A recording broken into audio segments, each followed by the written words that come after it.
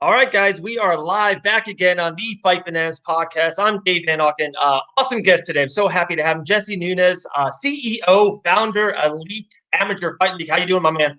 Doing great, man. How are you? Doing great, man. It's a awesome week so far. Fights are back. The UFC, a lot of stuff kind of brewing in Florida with big promotions and regional shows. So I'm super happy to kind of get the world back going again. Yeah, for sure. I mean, we're still pretty locked up here in the Midwest, but real happy to see that Florida took a lead in getting the sports world back up and running. So very excited. Very cool, dude. Okay, let's kind of start. Ryan Quinn was on the show last week. Love talking to Ryan. Been on the podcast numerous of times. ATT coach, a lot of connections, and he kind of has been talking to me a little bit about Elite Amateur Fight League, and I, I love the idea. Probably around a year ago or 10 months ago, even on this podcast, I talked about some kind of brewing idea of there's no roadmap for fighters, and especially amateur fighters. There's just none. When you play basketball, there's AAU. You go to high school all night, and you go to Duke or North Carolina. You play 1 year, and you go to the pros, and there's a roadmap. And then when he told me about this, I was like, I like this idea a lot. And then he was on the show, talked about it, and then you reached out to me to really kind of more dive deep into it. So I would love for you to start. I love the origin stories. I'm a big comic book guy, Avengers guy, Iron Man. So I would love for you to start and take it away, my man. Sure, man. So I mean, to your point, there is really no roadmap to get to the top for amateur fighters, and there's a lot of disparity in amateur talent. Right. It's the difference between the quarterback at Notre Dame and the quarterback at Small Valley State and wherever, right? I mean, there's a huge difference in talent, and it's the same thing with MMA. You've got guys that are going to be on their way up to the UFC. You got other guys that are going to be local champions at best. So what we decided to do 5 years ago was fill a gap in this awesome industry that we all love. We love MMA. It's the fastest growing sport in the world, and it absolutely at the very top end is become one of our leading sports in the United States. But it's still very young. It's only 25 years old. So the development of the sport hasn't yet reached the point where the NFL is 100 years old, right? They've had 100 years to get that thing right. And before the NFL, there was college football. So they're not even, the people who created the whole football organization and industry. They came after the NCAA did. And with the NCAA basketball tournament, I mean, how do we know who Steph Curry is if there's no Final Four, right? Right, So, Davidson. Exactly. And so the point is MMA, the sport that I love and that you love, didn't have that level of competition. 5 years ago, we were out concepting a show similar to what people would say a tap out was, right? We wanted to find the up and coming fighters, get to know them, record it, show clips of their fights before they made it big. And while we were filming that show, we noticed really quickly that, man, there's awesome, talented fighters in every region, but they're kind of confined to that region. So, we'd go to Omaha, and the Omaha promoter says, hey, my 145 guy, 12-0, best guy in the country. This guy's going to the UFC. He's the guy. 20-second fight, obliterates his guy. Very cool. I thought I had gold at that first show. Then we go to Indianapolis. Hey, my 145er, 11-0, best guy in the world. This guy is going. Same exact story in Illinois, in Indiana, in Wisconsin. Over and over again, we were recording the same show. So then I thought, we missed. We need to find a promotion that has all these amateurs fighting each other, right? Let's find that promotion. And we looked for a month and couldn't find not one promotion that was out there matching these top talent amateur guys to fight each other. And so then we called the promoters. I'm like, hey, man, what if we brought that other champion over and he can fight on your show and it could be champion versus champions? Awesome idea. Bring him here to Omaha. So then I call the Indiana guy. I'm like, hey, man, how would you like to go to Omaha? He's like, they're not going to pay for me to go to Omaha. And no, I want to fight at home. And that promoter's like, yeah, I love the idea, but he's got to fight here. And it became very apparent that regional MMA is, at some level, very promoter-centric. It's about the promoters bringing opportunity to the fighters, and they do a great job doing that. But it all has to live in their little silo for the promoter to be successful. And I get it because I'm a promoter, right? I mean, local promotions are needed to get these guys to be 11-0, 10-0, 7-0 champions. But once they've reached that point and they've beaten everybody in the regional circuit and they have no one left to fight, at some point they've got to travel to fight in other promotions, and no one really wants to pay an amateur to fly from Omaha to California to fight their best guy, and then that guy in California may not even want to, fight the best guy from Omaha. He wants another, easy, not I wouldn't call it easy fight, but he wants a less competitive fight in California against Right. the guy, right? And Jesse, So- let me interrupt real quick. I know all these great questions and stuff, and I Yeah. love where you're going. I still want you to keep going there. If I could break in and just say, if Devil's Advocate, they just went 7-0, 8-0 in their little region, right? California. Yep. What's the sauce for them to go, hey, I'm just going to turn pro now? You know what I Right. mean? Like, I got my 7-8-0 here. I did what I had to do. I do want to turn pro. You and I know how to grind on the amateur scene. And of course, at the end of the day, they do want to make money. They all want to be Conor McGregor money. You know what I mean? So, Yeah. What's that sauce that you're saying, hey, maybe not go pro yet. Come here to the Elite Amateur Fight League. Well, I think the coaches know what's best for them as far as going pro, not going pro. And if Okay. you have a fighter that's, let's say he's 7-0 regionally, and out of the 7 fights, he's had one competitive fight. The other 6 were 20-second fights, which we've all seen, right? We see these standout athletes with Right. the 6 20-second fights. Is that guy really prepared to be a professional and fight a pro level talent? And that's like saying in Notre Dame football, they play all their games at home. They play only Indiana schools, and of course they're going to be 7-0, right? But is that quarterback ready for the big time? Is he going to get signed to a big time contract as an NFL quarterback if he's only beaten Ball State and Indiana? And they've only played at home, by the way. They only get to play at Notre Dame Stadium. And that's why I think the value of a pro fighter or a pro athlete on football and basketball on those sports is so much more. They get signed multi-million-dollar contract as rookies because they have the exposure. They're a household name. Everybody knows who they are. Everybody can't wait to watch them play at the next level. And MMA doesn't have that. So here's your choice. You can become a professional and get paid $500 to fight at a regional promotion where you sell 200 tickets and there's only 300 people in the building in front of nobody, and you're a professional. Or you can get on television, fight in front of millions of people, build your name up, and now you have value when you become a professional, right? Because now you can go to the pro ranks with the following and with an opportunity to make some real money and maybe not stay in that regional circuit as long because people know who you are. I mean, as much as a lot of us MMA enthusiasts hate it, look at CM Punk. Was CM Punk ready for the UFC? No. Absolutely not. But why did he go to the UFC? Because he had a name, he had a following, and he had value for the UFC to put him there, right? And I can't hate on that. That makes a lot of sense from the professional standpoint.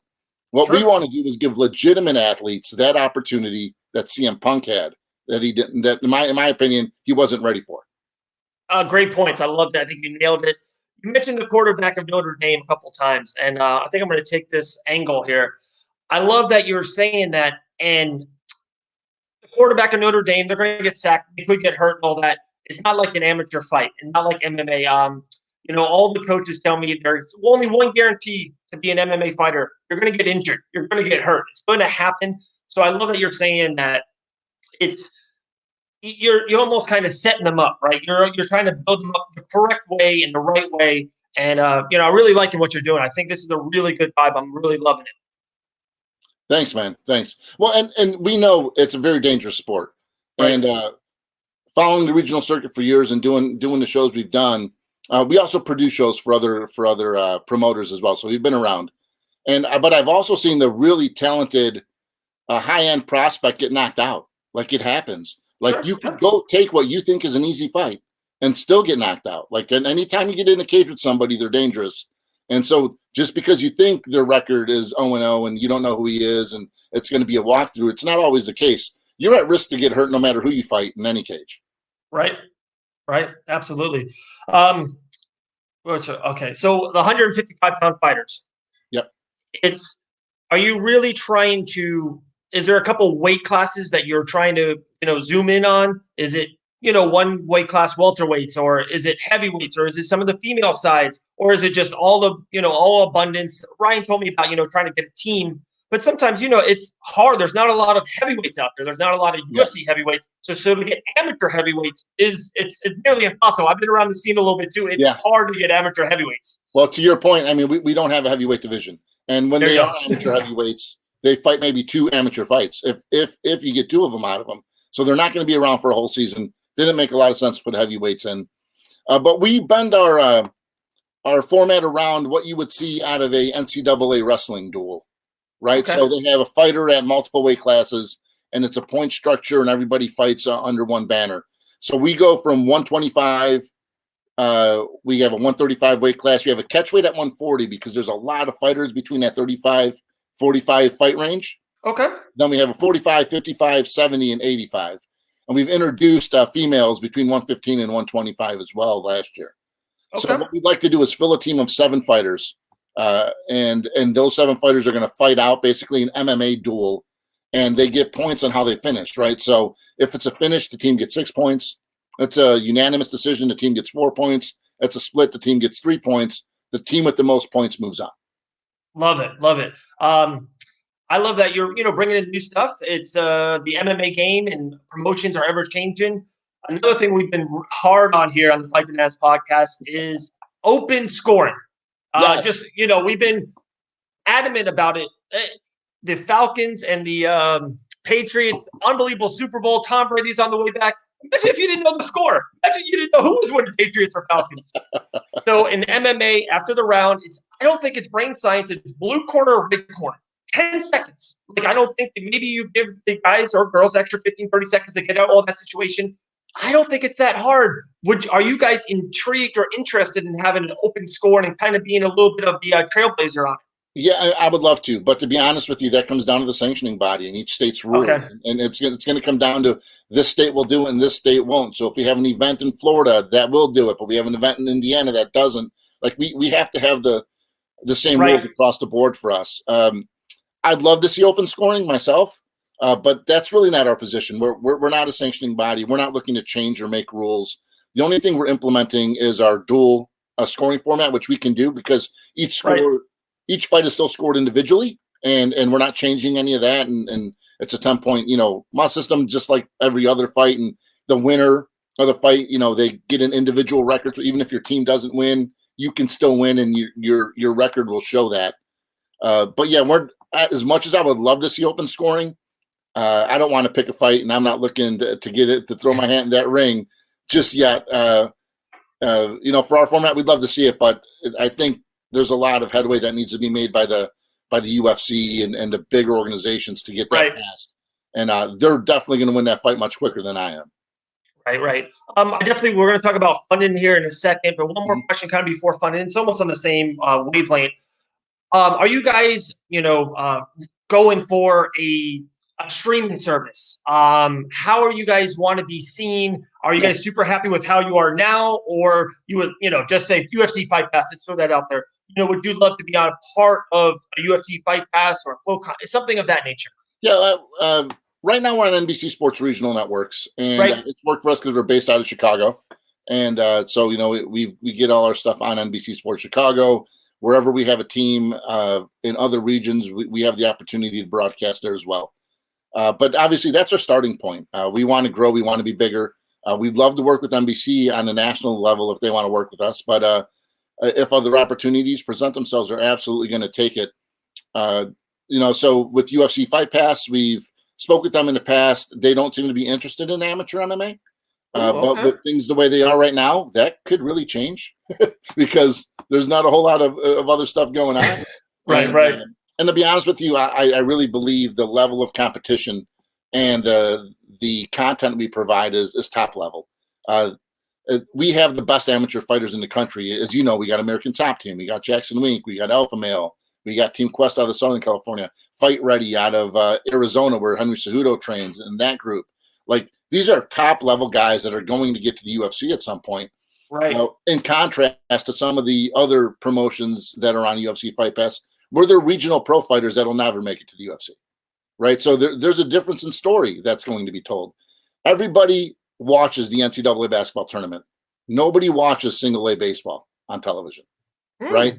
And the reason is is that's a fourth-tier professional product, that's single-A baseball, that probably will never make it to the pros, right? You got some guys that move up the chain really quick and get to the pros. But the reason people watch the NCAA basketball tournament is they know that the top guys in that tournament are going to end up in the NBA, and they want to see where they come from. And that's what we can offer. We can offer the top-tier athletes as amateurs that are going to make it to the UFC, and you get to see where they come from. These aren't guys that are going to stall out in the regional circuit. And so after they, let's just use the word graduate, after elite amateur fight league, win or lose in 9, 10 fights, they feel like they're ready, feel prime, coaches feel good. Where do you think, what's the next step for them? Is it those big promotional regional scenes that are have UFC Fight Pass deals? Do you like that angle? What promotions, or is it more on their coaches to find the next step, that promotion to get them to the UFC? We are going to do as much as we can to help them get up the ladder, but obviously it's going to come down to their coaches, right? Okay. And where they want them to fight. And, we're not coaches. They know them much better than we do. They know what they're ready for. Our job is to give them the exposure so that they have value. Right. That's my job, is to make sure they're on television, make sure people know who they are, give them the most exposure possible, then give them the best competition to feature their talent. That's my job. As far as their future and where they go, and I've been asked a lot, like, are you going to represent them in the future? Absolutely not. They should get a great coach, and then that coach can either act as their agent or get them a great agent. Like, I don't want to change that part of the sport. We're not looking to profit on the young guys coming up. We're looking at creating a level of competition that gives them the most, gives them the best ability to move forward with value behind their name. That's what we're going to do. If we can do that, everything else will work itself out. Right. I'm not looking to become an agent. I'm looking to just provide the best platform in the country for amateur fighters to compete on. Love it. One thing you're nailing on too that I absolutely love, and it's like an underrated part of the fight game that maybe the fighters don't know, because they're younger. Amateur fighters are usually younger than, right, and maybe they're coaches and they can get hurt. They can get told the wrong things. If I'm an amateur fighter, I would want to fight the toughest boxer.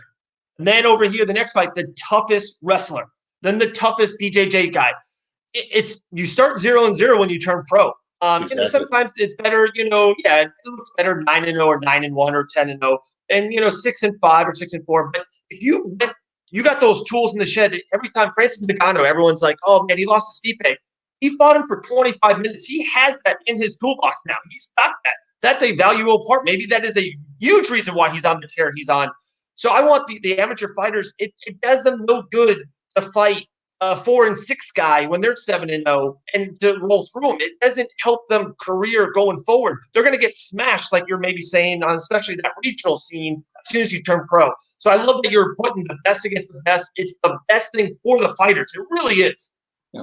And like I said, I will always defer to the coaches when it comes to what their fighters are ready for. But the day you go pro as a 7-0 amateur, you get paid no more than the 5-5 amateur does on the regional circuit. Right? It doesn't matter that you're 9-0, you're 10-0. You know what matters to a regional promoter is how many tickets you're going to sell. Right. And that's what matters. He's more likely to put a 2-7 guy that sells 200 tickets on his card than a 9-0 guy that doesn't sell any tickets on his card. Right? And if that's the case, it doesn't matter what your amateur record is. What matters as an amateur is that you get the best experience and put all those tools in your toolbox so that when you go pro, you can ascend up the ladder quicker. And then on top of that, if you can get exposure as an amateur so that you have value to your name, that maybe sell some tickets and maybe sell some seats or maybe sell some pay-per-views because they know who you are and you're talented, that's the mixture that we're trying to perfect. We want talented guys to have the exposure they need so that they have value to fight for bigger promotions in the future. Right. I love that. So if amateur fighters are fighting for you guys, they're in the season, Ryan Quinn was talking about American Top Team during the season or during the competition, right? Can they leave and fight for another promotion in state and then come back? Amateur fighters, we don't reserve the rights to contracts to amateur fighters, right? Okay. Right. They can make and again, the coaches are going to make the best decisions possible for their fighters. And the coaches we work with, I believe in them. I know they will. I know they're looking out for their fighters. Right. With that being said, you have a choice. Do I want to get hurt possibly fighting at a local show in front of 200 people where no one knows? Or do I want to save myself for maybe an extra month and fight on television and get the exposure I need for the Elite Amateur Fight League. We leave that choice up to the coach and the fighter. We're not going to tell them what to do, but I believe if we supply a superior product, they'll always wait to fight for us. Very true. Very true. Yeah, I would love for you to hit on the whole WeFunder, talk about that, and really how people can get connected. And you were saying about the fans becoming, part owners, and I would love for you to take that away. Sure. So, with us growing and us, gaining traction in the industry, we've spent 5 years growing this product into a legitimate league. And at this point, we think we have the right sauce in place. We know we've done the right things. We've got the right coaches. We got the right fighters. And it's time to scale the business. And to scale the business, I can no longer bootstrap the thing. We've got to get to 32 teams quicker than I can fund it. And so we were kicking some ideas around. We've always had investment opportunities with bigger investors that want to come in and buy a piece of the league. And I never felt they understood our product. They wanted the return to be very, very quick. They wanted to sell it off really quickly. And that's not why I created this league. I don't want to sell this league. I feel like I'm going to do this for 25 years. I love what I do. I love the format we're building, and I'm not looking to do a quick changeover and sell. So we've always passed up on the bigger investment guys because they just don't understand what we're trying to do and why this platform is needed. And so with that being said, we're like, man, we still need to raise some money somehow because there's no way to get to scale as quick as we would like to with the money we have. And so a friend of mine that's in the investment arena says, hey, man, check out this crowdfunding that people are doing. I said, I know what crowdfunding is. You buy a T-shirt and you're a supporter of something, or you buy a product early and you help them develop the product. He said, no, there's something new. There's equity crowdfunding. And I said, well, what do you mean there's equity crowdfunding? He's like, now you can invest into a private company and get equity instead of a T-shirt or the product early. And I need you should really look into it because I think it's something that would fit well with the Elite Amateur Fight League. So we looked into it, and absolutely, man, it's a great idea. It's everybody always wants to support an up and coming brand or a product or get something early for cheaper. But at the end of the day, the Elite Amateur Fight League and equity crowdfunding gives fans an opportunity to own a piece of a budding sports league. And we are literally the only sports league in America that's offering ownership to fans. So we opened it up on WeFunder.com. WeFunder.com is an SEC approved website. The things we had to do to get approved by the SEC, it took 6 months to get all the paperwork filed, to get all the books evaluated by a third-party CPA, filed the books with the SEC. They had to give us all the clearance for us to do this. This just isn't a website where you sign up and say, hey, we're raising money, send us money, we'll give you equity. This is a legit SEC-governed equity crowdfunding platform. And so now, after going through all the work, we want to sell off 10% of the Elite Amateur Fight League in round one. We got a pre-money evaluation of $5 million.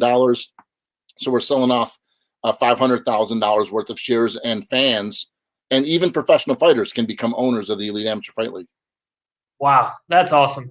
That was kind of how I was going to go. So right now you're at 10% at a time. Mm-hmm. And would you give up all 10% to even one person? We would, but then we would close the round. And because we've already sold that, we've already sold some shares, but whatever is left up to the 500,000 in round one, we'd be open to. And obviously, if it was a special circumstance, if it was a Mark Cuban, well, then our eyes would open. Yeah, maybe we can sell more than 10%. But it has to be someone that aligns with our vision and understands that this is the league that's going to be around for a while. We're not looking to sell it off, and it has to be the right investor to get a really bulk purchase, a bulk buy of what we're trying to do here. Right. Hey, man, Shark Tank 2021. We might see you in the tank. Maybe. Well, we have some revenue built in, although this coronavirus is killing 2020. I know. I know. We had 975% growth in our revenue stream between 2018 and 2019. We were looking on doubling that in 2020, but now, with not being able to have events and really being shut down for live events has obviously put a damper on our revenue stream. We were starting in March of 2020, and of course, that's when everything got shut down. But there's some silver linings. As horrible as this COVID virus has been, and it's affected us immediately in a negative way by canceling our events, it's also given us opportunities to talk to broadcasters that maybe wouldn't have talked to us before because they have no sports content. And it's given us an opportunity to talk to companies who sell media rights that maybe wouldn't have talked to us before because Right. they have no media rights to sell, right? So I'll let a little kid out of the bag. We've been in talks with Octagon. I don't know, who Octagon is, but they're number 3 in the industry for selling sports media rights. They're a huge giant, and they're very interested in the Elite Amateur Fight League, and we're negotiating with them Wow. to get a bigger broadcast deal done on the back end here during this time where content is king and has a lot of value. Yeah, absolutely. You said it perfectly. It's been a tough time for the last 55, 60 days before this week. And us, here at Fight Bananas, it's the silver lining. More people are at home watching and listening to podcasts and shows. We've had an unbelievable 6 weeks. Kind of 2-3 weeks ago, we had a combination of John Anik and Laura Sanko and a couple of really big guests. And our downloads quadrupled 6 times than they usually did before this whole virus. So have been silver linings.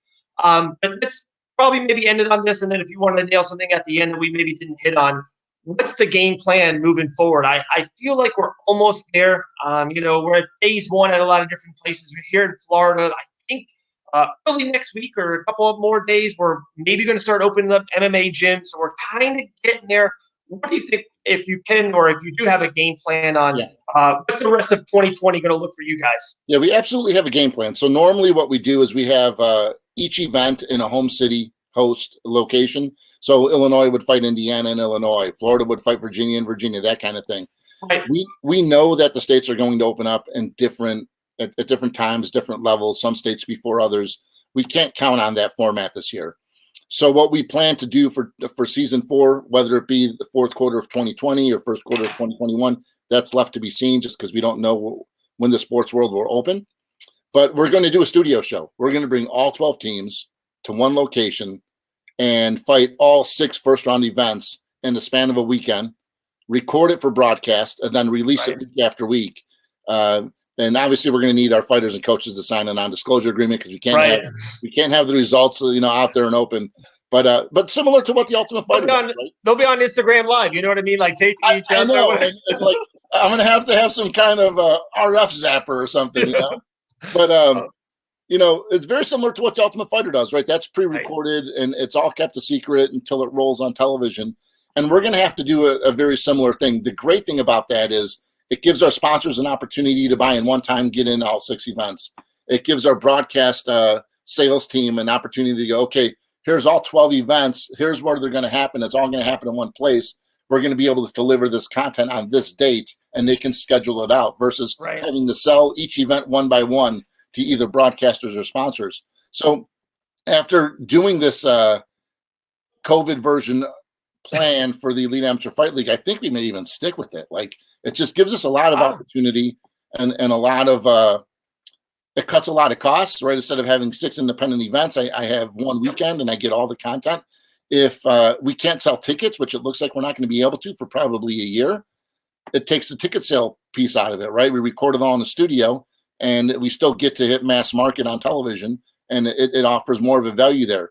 And so right now the plan is to have rounds 1, 2 in a studio version, and hopefully have the final 4 in a live event type of showcase, and have the national championship as a live event. But if the world doesn't open up, we'll have to do it all under studio. Right. No, that's awesome, brother. I love that idea. Yeah, another silver lining. The fights lately on the UFC have been amazing. To hear the punches, to hear the commentary a little bit more, it's just been great. So there's been silver linings all through this, and that's just what we have to do right now. My man, CEO, founder, Elite Amateur Fight League, Jesse Nunez, take it away. Any kind of sponsor plugs or any way people can reach you? Maybe are you looking for another couple of gyms? Maybe they'll see this or fighters will see this. So anything, all that information, floor is yours, brother. Awesome. So, in season 4, we're looking for 12 teams. We've got 10 of them, finalized, and we know they're coming back because there are teams that have competed in the past, but we're opening up our borders to other states, right? We're trying to find the best talent from across the country. If you're that guy, if you're that coach from a state that isn't being represented, hit us up. Contact at EAFLMMA.com. You can apply via our website at the fighter application tab. And man, at the end of the day, I want the best talent in America to compete on television in amateur MMA. That's my goal. That's what we're going to do.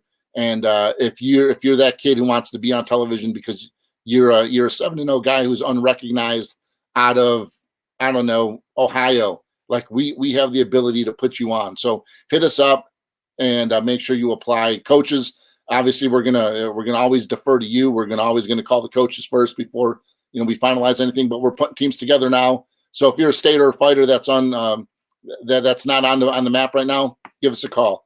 As far as the league goes, wefunder.com, everybody. If you want to become part owner of the league, go to wefunder.com, search Elite Amateur Fight League. We're going to be opening, or that raise is open through the end of the year, but get in now because it is selling out. And we're hoping we can get as many fans as possible to become owners of the Elite Amateur Fight League in this first round of the raise. And lastly, look us up on YouTube, Facebook. We've got great content out there. If you're starving for MMA content, we have a whole YouTube channel with all of season 1 and all of season 2 and the concept season ready to go and packaged for you to view. So go to our YouTube channel as well. But at the end of the day, man, I just want to thank you, Dave, for having me on. And I can't wait to have you cage side at an event. Hey, soon. You never know, my man. Never know. And Florida is one of those states that we're looking at because they're open for business. We are. We love it. Huge Florida guy. I go to shows all the time. Island fights up there in the Panhandle. There's just great promotions. There's Combat Night in Orlando, Florida that does shows. XFN down south by American Top Team. There's a lot of great promotions here in Florida. That's just to name a few. There's one or two I missed. Don't get upset. A lot of great promotions here in Florida. But, man, I'm loving what you're doing. Anything to spotlight amateur MMA fighters for them to turn pro and turn to the next level in the best light they can be. I'm a fan. So I'm loving what you guys are doing. Appreciate it. Thanks, Dave. Thanks for having us on.